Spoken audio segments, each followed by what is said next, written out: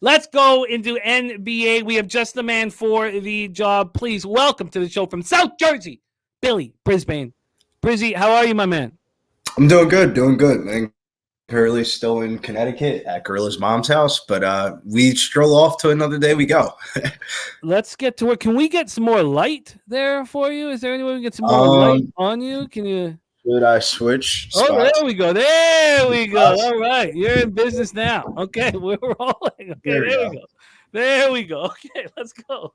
Let's go, Brizzy, and get to work, my friend.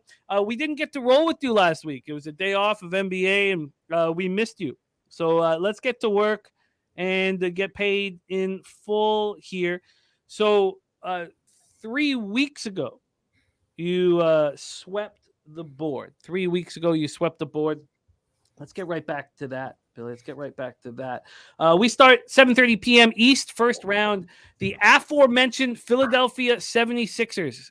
Game 3, they're up 2-0 at the Brooklyn Nets in the Barclays Center in Brooklyn, New York. This series has been played at a snail-like pace, 90.75 possessions a game. Now, both these teams were in the bottom third in pace anyways. Brooklyn 23rd in pace, 98.77 possessions a game. Philadelphia 97.44 possessions a game. Let's take a look at the line history here for this one.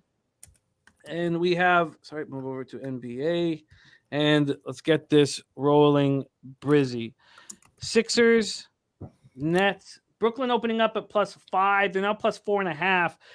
They got down to +4 at 10:16 this morning. It lasted at 4 until 34 minutes ago, until 12:23 p.m. Let's take a look at market moving towards Brooklyn, and it's come back a little. Take a look at the total. Opened up at 209. It's gone up to 209.5. It got up to 210. The initial move was towards the over. Let's take a look at the cash flow here for this one. Sorry, I want to get over to NBA. Okay, here we go. We have 75% of the tickets and 85% of the cash on the Sixers. It's a lot of money on the Sixers for the market to be moving towards the Nets. Now, there has been a little bit of buyback. From a total scenario, we have 81% of the tickets and 72% of the cash on the over. And I'm surprised with how slow this pace has been. Very, very slow. By the way, Dan Kelly has an interesting note. I'm going to copy and paste it here we can discuss it when we get to the end of after we bang out the Clippers game. Here we go. Okay, Brizzy, I'm going to set a quick table for you, and then we will hear you roll. I'll tell you, though, just looking at the amount of money on the Sixers and the market moving a full point now with a half point of buyback makes me want to bet the Nets. Sixers won game 1, 121-101, and followed up with a 96-84 victory. And now we head to Brooklyn.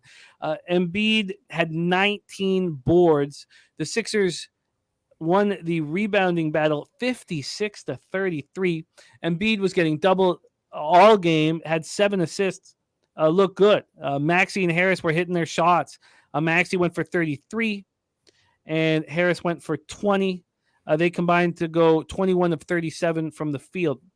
The Nets completely stopped scoring in the second half, 35 points, and were just 37.5% from the field. Cameron Johnson looked great in the first half, but, Embiid's a bad man. 6 points after halftime, 6 points after that dunk that was in Embiid's face.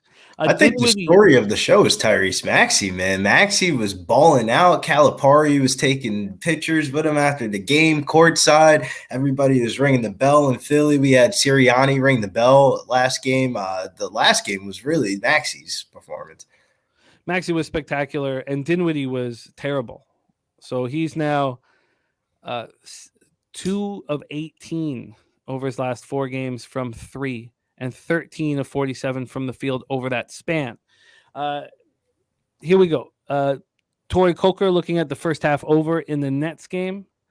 Then we have the under for Markelle. And Gregory Simmons saying Nets play better at home with a faster pace. He likes the over. Justin McElvee's on the Nets first half money line. Astute Chaos is on the first half over 106.5. And Joe Yurkovich says teams down 0-2 coming home have strong trends for the first half. So the lines are skewed towards that. We'll talk about that. We'll take it away, Brizzy. We want to hear from you. Sixers, Nets. Yeah, I like Joe Yurkovich's little nugget right there. We'll definitely talk about that in one of these upcoming games. But the Sixers were just as good on the road this year as they were at home. I mean, they were 25-16 on the road and 29-12 at home. The Sixers dominated the first game by shooting the three-point shot, and then we won game 2 defensively. They're 4-1 ATS last 5 games, 5-1 ATS last 6 games in Brooklyn. The Nets are 2-5 ATS last 7 games, 3-7 straight up in their last 10 games. Win home versus Philly. Brooklyn, to be honest with you, I would bet Brooklyn here if they weren't getting killed so much on the rebounds, man. They're getting murdered on the rebounds. They're allowing the 3rd most offensive rebounds per game. This series so far, Philly's had 37 second chance points while Brooklyn's only had 3. That's absolutely ridiculous. And then on top of that, from a narrative theory, how much is this really a home game for the Brooklyn Nets? I know a lot of homies that haven't been able to go to Sixers games because of the tickets, and they're going to the Barclays Arena tonight because it's a better venue and it's cheaper tickets to go there. So to be honest with you, I think half of the crowd's going to be Philadelphia and the other half is going to be Brooklyn. This isn't really that big of a home game. I get it. Game 1 closed at -8.5. Game 2 is -10. The switch of venues isn't really worth a 5-point swing for me. I like Philadelphia tonight. I would line this game at 5.5, 6, but just because it's my favorite team, I don't want to go all in on it or anything like that. Anything that becomes an official show bet on this show is usually over a unit. So this would be under probably be like a half unit, quarter of a unit, like in a parlay or something like that. Put the Sixers in there at -190. But I like the Sixers in this spot. That would be the lean. But player prop wise, I like Royce O'Neal over 7.5 rebounds and assists. Role players step up in these type of home games, and tonight kind of feels like a Royce to 5'9" type of game. He's gone over his rebound and assist prop 4 out of his last 5 games, and the lone miss was 7 when he got in foul trouble versus Philly and played 17 minutes. But he just looked good in the first 2 games of the series. He's yet to miss this prop this year when seeing 26-plus minutes versus Philadelphia this season. I think the only way Brooklyn can compete with Philadelphia is by going with a small lineup to try to outscore us and bring up the pace of play. That would be the only way Brooklyn's going to win these games. I mean, they haven't been able to outshoot us, and they haven't been able to play better defense than us. So the only way Brooklyn wins this game is if the over goes substantially over. So if you like Brooklyn, I would just bet the over 210. That would be, or the Brooklyn team total over would be a good spot here if you like Brooklyn. But me personally, I'm on Philadelphia. Hard lean towards the Royce O'Neal, 7.5 rebounds and assists. But as of right now, that isn't an official play, but definitely might be later on in the day. But that's my thoughts and opinions on this one. I'm interested to see what you guys are saying in the chat. I've been looking at the chat. You guys have been saying 4.5 for the Phillies feels very Vegas trappy, but the Sharps did rip yesterday, man. The kind of got squarey at the end of the night with the Nuggets -8.5 covering and stuff like that. But I think today's a pretty square day besides the last game of the night. And what a difference between the first half and the full game. That's bigger than usual. Just 1.5 points for Brooklyn early. Correlating with Joe Yurkovich's note. Razors saying Maxey over 2.5 threes, question mark. I'm waiting for a Curry prop, man. I think Curry has a good game tonight too in Brooklyn. So you lean, you're going to put a small wager on your Sixers or use them as a parlay piece. You lean towards O'Neal, 7.5 rebounds and assists, but at this point, nothing official for us but that right now. Yeah. I feel you. For the playoffs specifically, I've been having more success really nailing down on one game specifically and hammering the player props. Like last night, Denver was beautiful with I parlayed Denver with the Oilers money line and then had the Jamal Murray over 2.5 threes. The Michael Porter one got hit by a hook.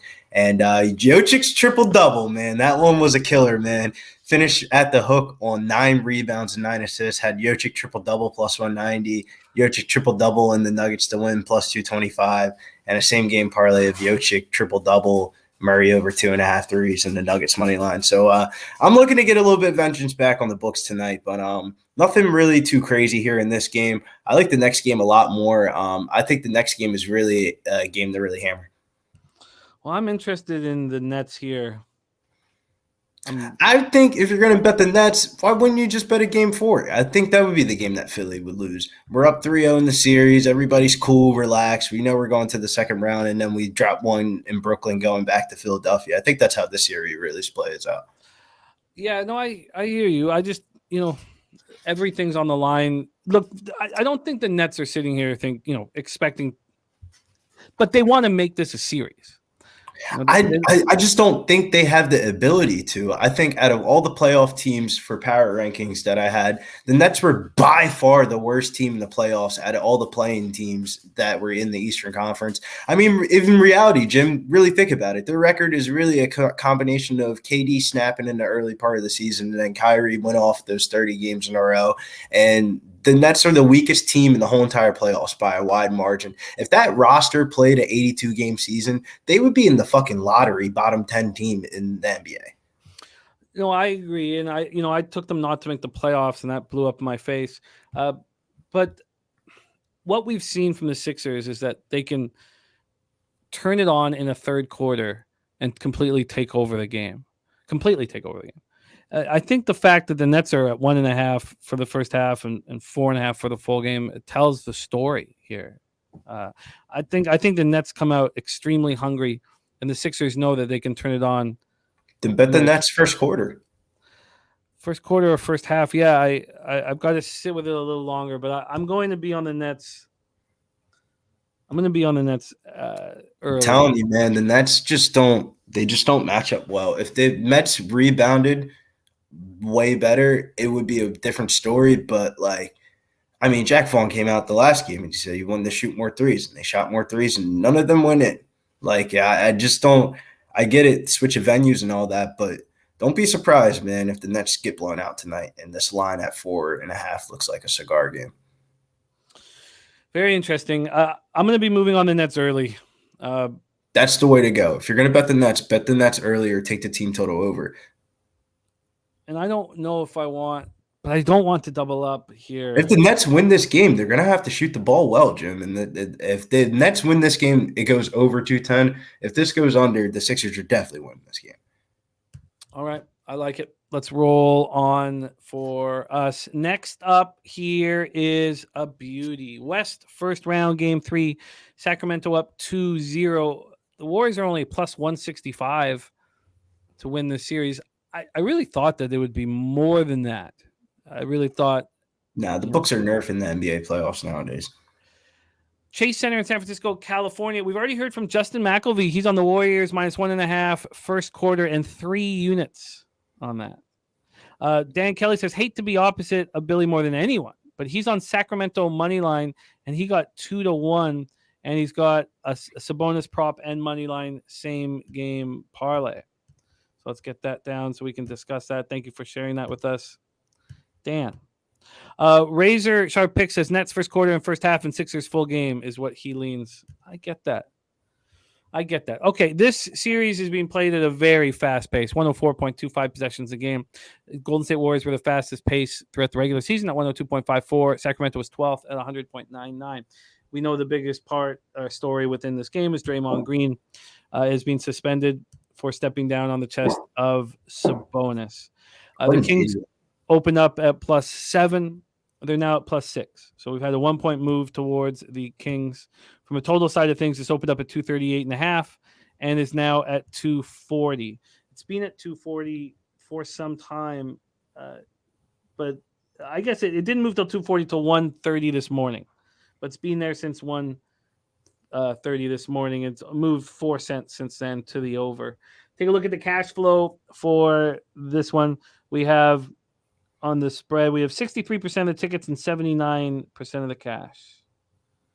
63 and 79% of the cash on the Warriors. And we've moved a point towards the Kings.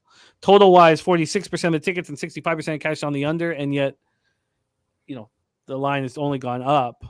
Mike M says Warriors are 5-0 against the spread versus Kings if they lost the previous meeting as a favorite. BJ says no need to get cute here. This is all Warriors tonight. Mike M says Warriors are 15-1 plus 11.88 points per game in the playoffs if they lost the last game outright and the game previous against the spread. Okay, so Dan Kelly says, haven't seen anyone else in the chat on Sacramento money line. That is a very good sign. I wouldn't be surprised. Kings won game 1, 126-123, followed up with a 114-106 victory. Now we head to San Francisco, where the Warriors had the best against the spread record in the home record in the league. So down 2-0 for the first time in the Steve Kerr era. They played 9 games without Draymond Green in the regular season, and they won just 3 of them. However, they were 2-0 at home without Draymond Green. 2-0 at home. So the Kings won despite getting outshot by the Warriors from the field and from 3. And it's because they won the offensive board battle 29-18. They've scored more free throws, and they've committed fewer turnovers. They're doing everything right here. This is wild. And Troy Torrance says, just so you know, on the public books, he's seeing the Sixers line open at 3.5 and moving to 4.5. Okay, thank you, Troy. That is very important. I'll take a look at what BetOnline did on it. Take it away for us here. But I'm sold on the first quarter, first half, anyways. Now on that spot, I just don't know if I want both. Take it away for us here, Brizzy. Sacramento Kings, Golden State Warriors. I think that's how the card's going to look today, Jim, for you. The first quarter, first half for both of these games, because I think that's the strongest play in these games. But we'll get into like the stats of it. But the biggest knock on the Kings has been their defense, man. But Mike Brown's got this team really defending right now, hence why they're up 2 games. De'Aaron Fox coming off his first ever Clutch Player of the Year award. And Mike Brown, more than likely, probably getting the Coach of the Year award for the Warriors. I mean, like you said, Curry's first time he's ever been down 0-2 in a series. But this particular scenario reminds you of 2016 when the Thunder were up 3-1 on the Warriors, and the Warriors ended up winning 4 games straight. I'm never counting this ball club out, and neither are the books either. Hence the betting line, -6 tonight for the Warriors. But I understand it, though. The Kings are 0-6 straight up in their last 6 games playing on the road in Golden State. Their Warriors are 12-1 straight up in their last 13 games at home. I expect that trend to probably continue tonight versus Sacktown. But the trend I'm really following and put my money on is home teams trailing 0-2 in series are 50-24-1 ATS in the first half. And since 2014, 2015, Kerr is 22-14 ATS after a playoff loss. So he's been the most profitable coach / team to back in the playoffs after a loss here. So I'm on the Warriors first quarter, -2.5, -118. Golden State Warriors first half, -3.5, -128. And the player prop that I like for this game is Kevin Looney over 18.5 points and rebounds, -125. That's my favorite player prop of the day. No Draymond in the lineup will force more minutes for Looney. Probably play around 26 to 30 minutes. If he could stay out of foul trouble, he definitely should be on his way to the double-double as well. But Looney has 9+ rebounds in 4 out of his last 6 games versus Sacramento this season. No Draymond in the lineup. He's going to have to play Sabonis and play a big part. I love his player prop tonight at 18.5, -125. And I don't mind the double-double prop if you're looking for plus money. But I think that's the way I'm going to hammer the card tonight, is hitting the Golden State Warriors first quarter, first half, and the Looney player prop. Did you tweet anything out, or can I line shop? You can line shop. I haven't tweeted anything out.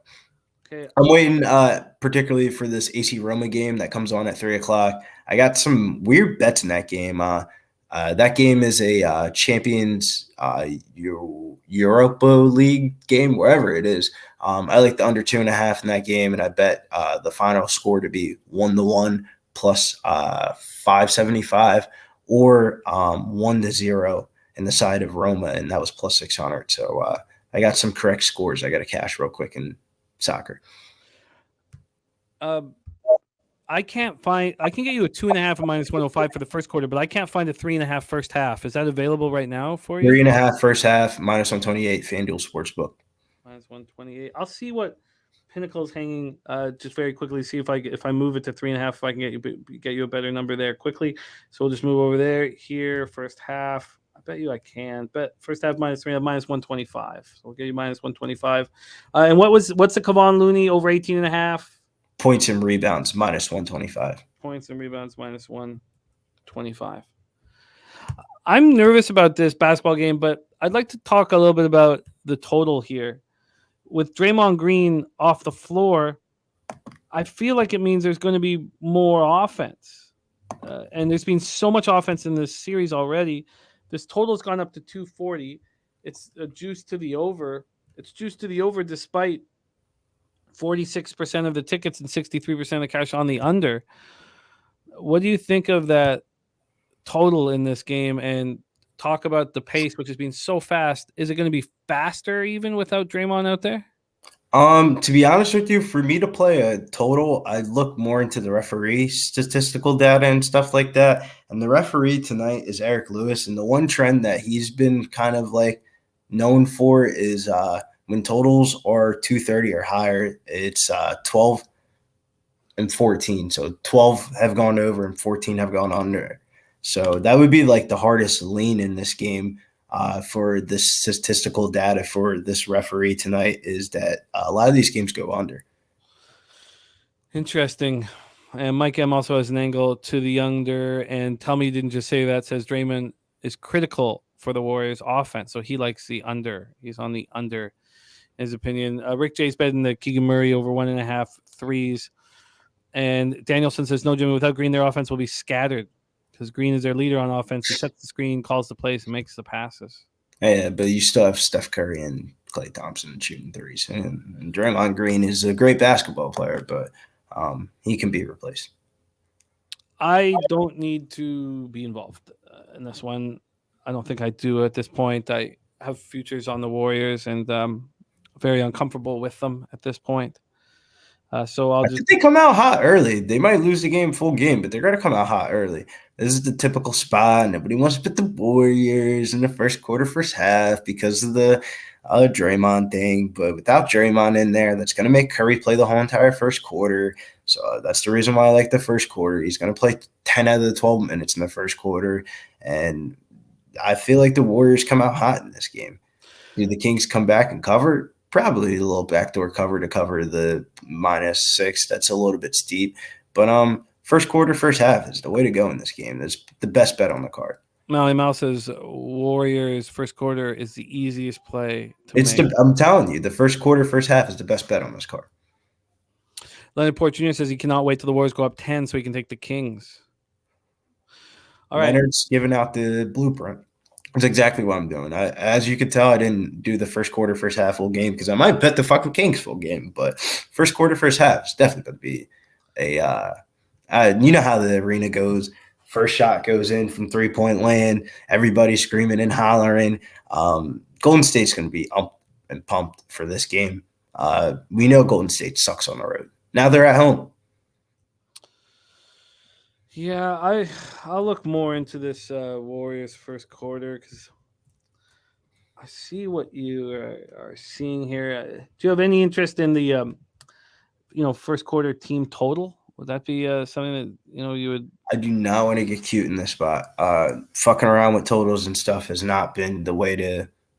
Besides last night's over, but I've not been fucking around with totals in NBA right now, especially in the playoffs, dude. The playoffs are so sporadic of how these overs and unders go and stuff like that. Remember, we're on the Sunday night stream for the Clippers and Suns game, and the over looked like a super lock, and then nobody scored in the last 2 minutes. Like that's the type of bullshit that happens in NBA games. So I'm cooling on betting over unders.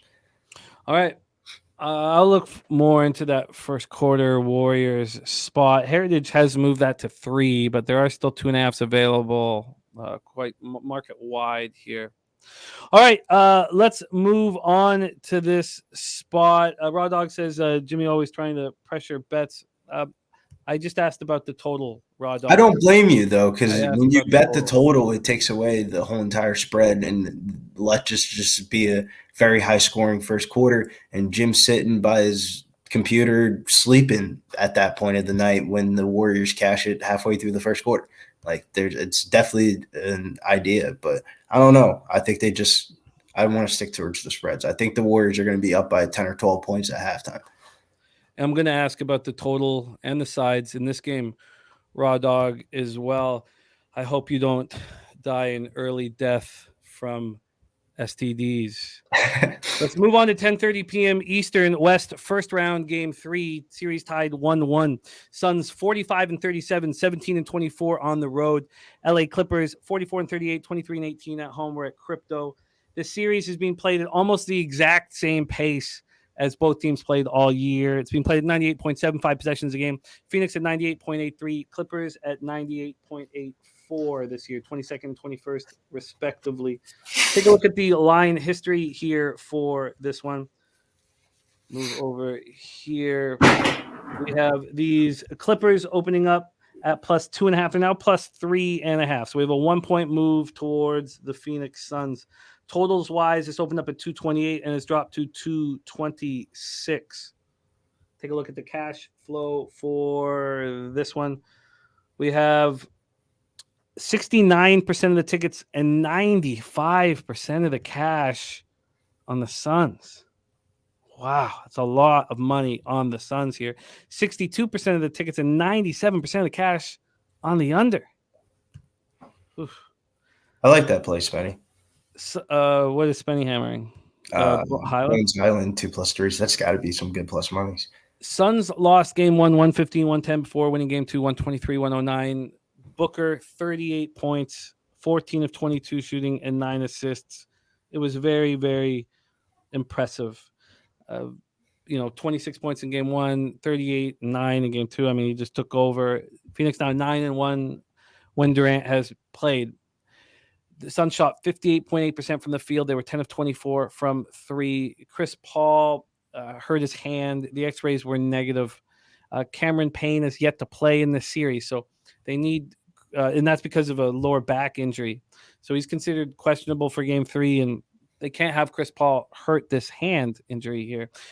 Westbrook, 9 of 16 shooting in game 2, 28 points. He's been very good. And Kawhi followed up that 38-point performance in game 1 with 31 in game 2. Take it away for us here, Brizzy. Suns, Clippers. I do like the Clippers tonight as a slight home underdog. It's not an A play for me, but it's around a C+ play for me. Does a C+ play make my card tonight? Probably not. So there's a couple other things that I do like earlier in the night where I can probably sit around and waiting towards probably get this line and probably even higher, honestly, by closing time, if that's how much money's coming in on the Suns. But Suns, I understand 5-2 ATS in their last 7 games in LA. Clippers are 2-5 ATS in their last 7, but they're 4-1 straight up in their last 5 games. The Suns have been very top heavy in this series, while the Clippers role players have been the key to the series / this game specifically. The Clippers bench has outscored the Suns bench 64-23 throughout the first 2 games of the series, which is pretty ridiculous. And we know the theory of in playoff games, the home team role players usually step up a little bit more. So I'm probably going to sit on the sidelines in the beginning of the day for this one, but probably be betting the Clippers by the end of the night or catch something live here in this game. I definitely think the Clippers would be the bet in this game. Yeah, I just feels like it's one of those spots where the public is enamored with the Suns after that excellent game at home, and they're gonna lose all their money. We got to see how far this line moves towards the Clippers, but we already are seeing 4s on the board now.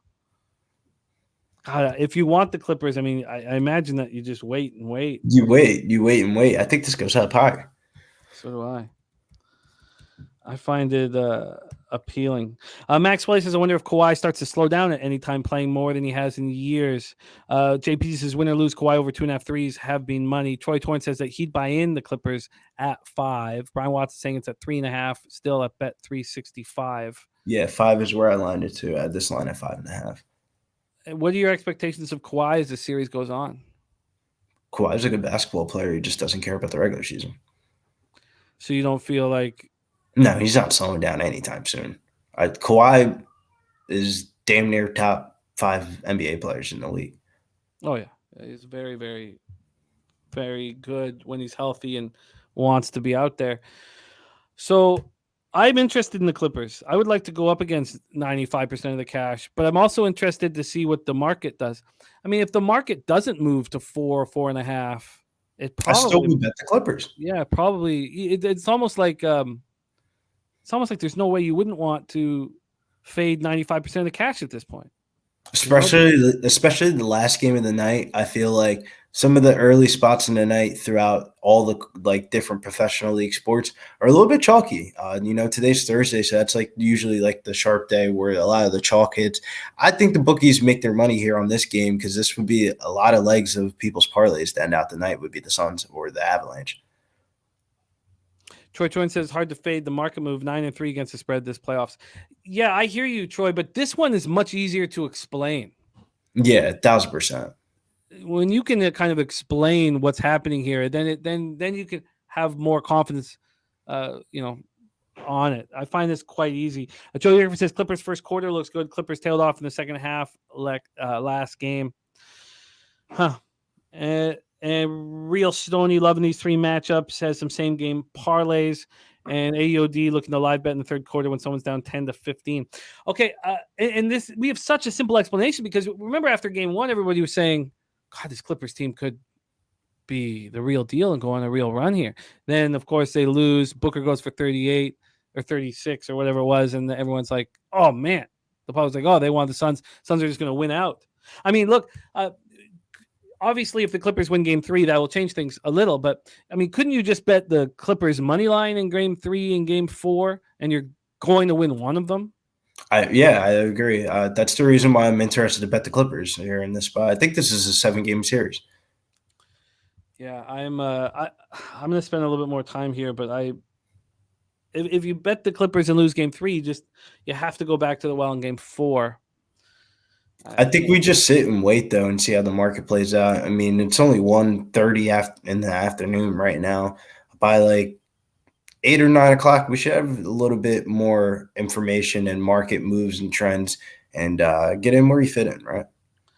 Yeah, no doubt. I'm looking forward to it. It was a great breakdown. It gives us lots of food for thought as we go through the night. We have Troy Torrance in the chat, and he's now, a big part of what we're doing as we move forward here. And he's just starting to roll on Twitter. He's got his spreadsheets out there and everything. He's just putting it out and asking for nothing in return. And he is a data analyst with his day job here. So I think he's going to be very helpful with us. He's just starting out on Twitter, so he only has 39 followers right now. It'd be great if we could support him and follow him. There's his Twitter handle there in the chat. So there you go. Great job, Brizzy. I love capping these Thursdays with you. Let's review all action. Brizzy has a lean towards the Sixers. He's going to use them in parlays, but it's not going to be a full unit bet at this point. He also has a lean towards Royce O'Neal, 7.5 rebounds and assists. I want the Nets early. I'm hesitant to have, because my NBA size unit size 150, and I'm hesitant to have 300 on the first quarter and the first half. Yeah, it just feels weird. I could cut 25 off and have 125 and be at 250. I think I honestly would go 75. It's the Nets. I mean, have they showed you anything? I can't do that because just a $75 bet, I just don't. I feel like I don't want to cut it in half. Have the Nets shown us anything? I thought, in that first half, Cameron Johnson looked electric. Now, of course, you can't do that for a full game against Embiid. So, and it's your boy says Nets win today. Adam Silver wants more revenue. What revenue is? And I'm not even gonna go. All right, so I'll figure out that part. Brizzy is moving heavily on the Warriors game. First quarter -2.5, first half -3.5, the 2.5 at -105, 3.5 -125, and he's on Kevon Looney over 18.5 points and rebounds. I started to get talked into the first quarter with you guys. You guys started talking me into the first quarter. Justin McElvee's on the first quarter for 3 units at -1.5. I would have to take 2.5. So Daniel Sun says, besides sports, the only shit I watch is this show and Snowfall. I don't know what Snowfall is. I have no idea what that is. Must be some other show here. Let's go. And then Clippers, I'm interested in. I want to spend a little more time on, but I am interested. Tori Coker says Clippers will not cover the first quarter. And if they don't cover the first quarter, you can obviously get in live for a nice score. Ron Crawford, like a live bet game. I mean, I feel like we saw big swings in both game 1 and game 2 in those series. So eventually somebody's gonna go up by 8 or 10 points. Leonard Porch says, "You guys think Looney props are worth it with no Draymond, or is it too obvious?" No, it's worth it if Brizzy's on it. He's got a winning record here on the show. So I mean, Yeah, that line's gonna move. I wouldn't be surprised if that closes at 19.5 at like minus 105 or minus 120. All right. There you have it. That is our NBA breakdown here for Thursday, April 20th. Dutch Boy Fresh will be joining us tomorrow, and Brizzy can be seen here every Thursday on Betting with the Bag. Excellent work, Brizzy. Thank you for taking the time to work with us, my friend. Keep up the great work. You've been excellent here on the show, and we love capping with you. Anything you want to promote? What's going on for you right now? Make sure you go over to Spotify, search Pub Sports Radio. We got MMA Locker Room Talk with me, Big Show, and Mills. And we got a special guest appearance this week. We had the man, the myth, the legend himself, Jeff Slaughter, on for this episode. So make sure you guys go watch it. And there's some very hot takes and some arguments. So there's a lot of money to be made inside the octagon this week. We got fights Friday night, double card Saturday. So I'm excited. I love it. I love it. Keep up the great work, and thank you for rolling with us. Follow Brizzy on Twitter at @GettingBills_. There he is, Brizzy in the house.